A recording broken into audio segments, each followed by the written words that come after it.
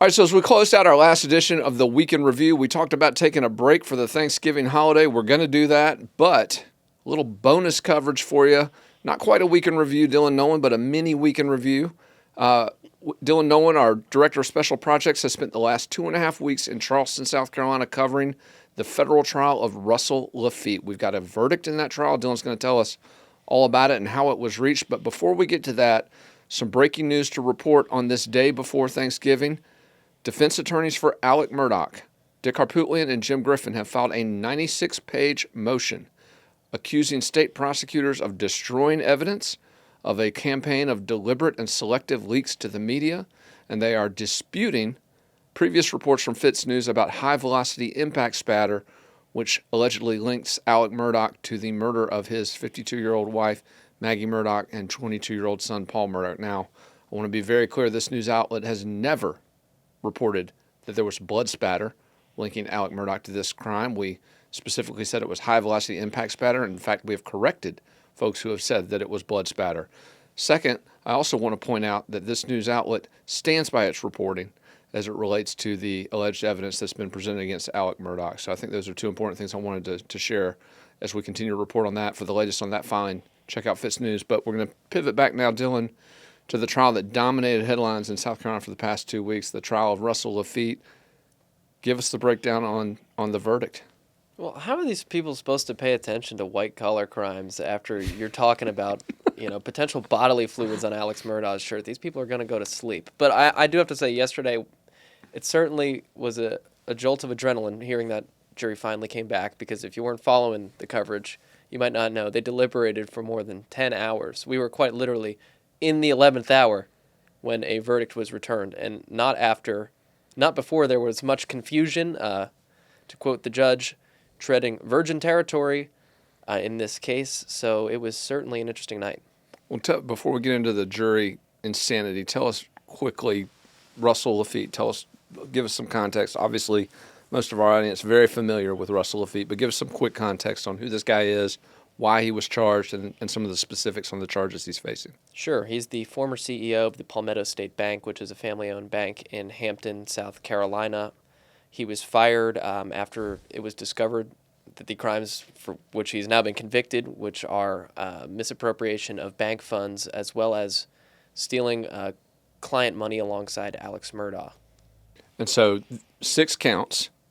The jury returned verdicts On all 6, guilty on all 6, unanimously, but not before we had 2 jurors swapped out late in the evening. In fact, we have a tweet here that was sent out last night from attorney Eric Bland, who has clients who were defrauded. Testified they were defrauded by Russell Laffitte, by Alec Murdaugh. Here's what Bland tweeted. "This is crazy. Judge Gergel just excused one of the jurors who was claiming she had anxiety and could not speak, and there's possibly another juror who has said he will not follow the judge's law as instructed. Quote, served on another jury and will not be pressured." What is going on here? First of all, we've tried very hard not to get into specifics about jurors and talk about them and per the instructions of Judge Gergel, but this tweet here from Eric Bland, what do you make of it? This is crazy is a good point. I mean, that's what we were all thinking. I can tell you that nobody in that courthouse, not the judge, not 11 of the 12 jurors, not Lafitte himself, expected that night would go the way it did.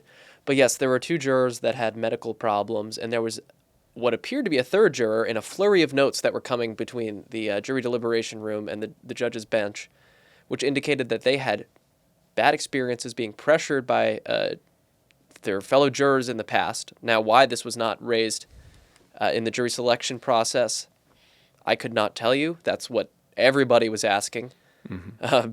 People on both sides in the courtroom, as well as the spectators that were there late into the evening last night.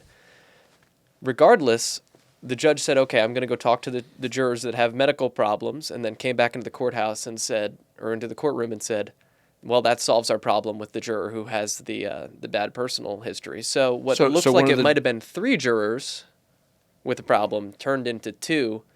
Those jurors were then replaced with alternates who the judge intelligently kept in the building. They deliberated for some time more, I believe, around an hour. Don't have an exact timer on that second deliberation. But much shorter than the first. And I think what Bland had predicted earlier was that there was one holdup, and I think that he might have been correct about that. Mm-hmm. It definitely lays the grounds for an appeal, and I know that's... I tweeted yesterday, I hope you like my coverage of this case, because you're going to be seeing more of it, all very likely, as things clearly were getting weird. I tweeted that before the full extent of what unfolded.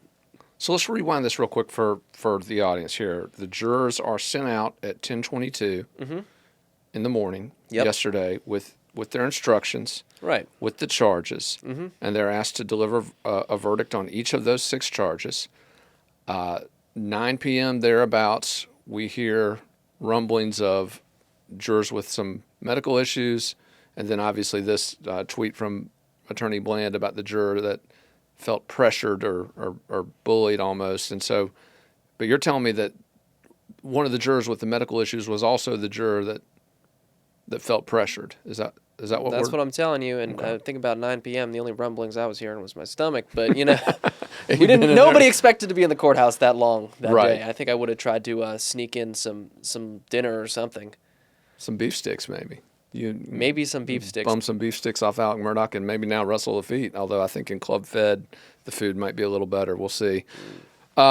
Beef bourguignon. You talked about the possibility of an appeal. I've actually heard from multiple sources close to this case that is in the works and that we should know something very soon as it relates specifically to this case. But is it fair to say that before this jury switcheroo at the 11th hour, an appeal was not looking very opportune for Russell Lafitte, but that now there could be some grounds for a credible appeal?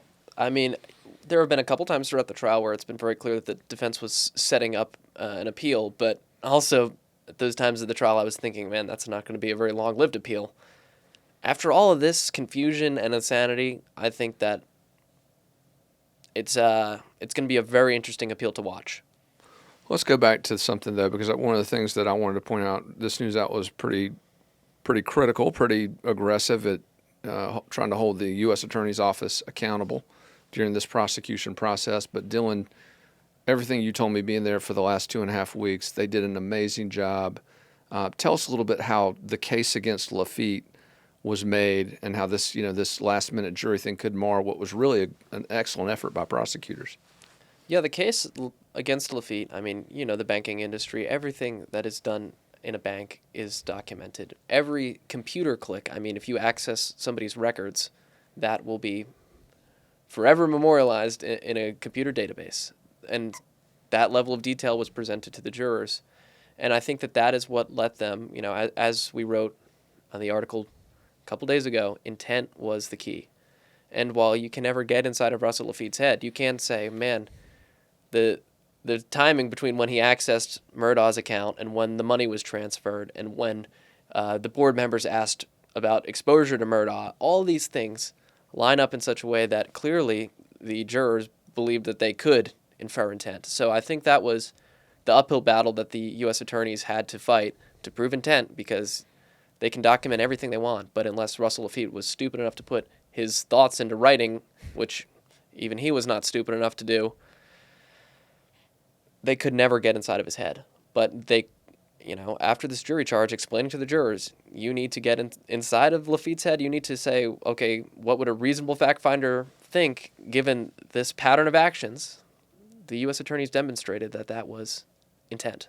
And Lafitte gave them a little bit of that during his testimony, didn't he, with the admission about the... Yeah, I think Lafitte's cross testimony actually started out fairly well because the dude's good at playing dumb. I mean, he's real all shucks. He's real, kind of a country guy, and I could totally see a juror buying that. But he completely shot himself in the foot towards the end of cross when Limehouse asked him about not filing his taxes, and he said, "Oh yeah, I willingly didn't pay taxes. Only paid taxes when I knew that I was going to get caught when the House of Cards started collapsing in 2021, and I did so because I didn't want to pay taxes."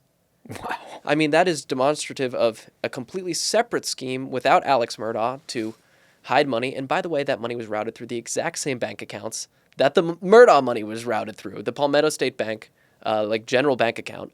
And that was done because he knew that the IRS wouldn't be able to see that money flowing through his bank accounts, so he knew he didn't have to report it. So that shows a level of thinking about, a criminal enterprise completely separate of Alex Murdaugh that I think, while, wasn't something that he's charged with today, could be something he's charged with tomorrow.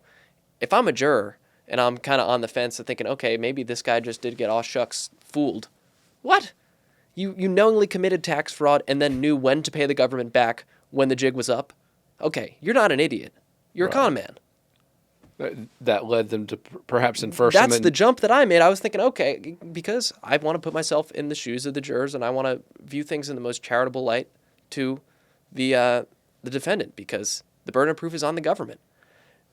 Even viewing things most charitably for Mr. Lafitte, that was not something that could be interpreted well.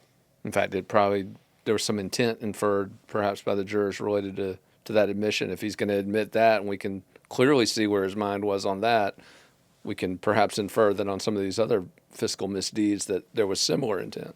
Maybe we'll be able to get a juror in this chair now that they're free to speak with the media. And jurors, if you're out there and you'd like to talk, we'd love to speak with you. And I'd love to speak to they called them the rogue juror. I don't think the rogue juror is going to come on camera here, but who knows? We'll see. Invitation is always open. Dylan, one other quick thing before we go. I want to ask you about, we heard a lot before the trial about the broader conspiracy. And there were some indications of it during the trial, although the defense was limited in what it could introduce and also apparently a bit limited in the ammunition it had. Where do you think this goes? Do you see additional charges coming from the feds against others who may have been involved in the Murdaugh-Lafitte conspiracy? While I dare not jump into the minds of federal prosecutors, I can say that civil attorneys, certainly, I cannot imagine a universe where they don't jump on the fact that these individuals testified in federal court, the extent to which they knew about what was going on, whether that be Jeannie Seconder over at the PMPED law firm, whether that be Russell's father and sister over at the bank. I think the civil liability that's been opened up is huge, and I think that potential further federal prosecution comes down to what the officials over at the U.S. Attorney's Office are thinking. And, of course, we have a new U.S. Attorney, Adair Ford Burroughs. Do you want to quickly explain to the audience how that position works? I don't know if everybody understands. The U.S. Attorney rotates out with the presidential administrations. Absolutely. The top prosecutor in South Carolina is the U.S. Attorney for South Carolina. That is, as Dylan mentioned, an appointed position. So whenever an administration in Washington changes, that position will change based on who the President of the United States is, based on who the Attorney General of the United States is. And so Adair Ford Burroughs is the first appointee of U.S. President Joe Biden.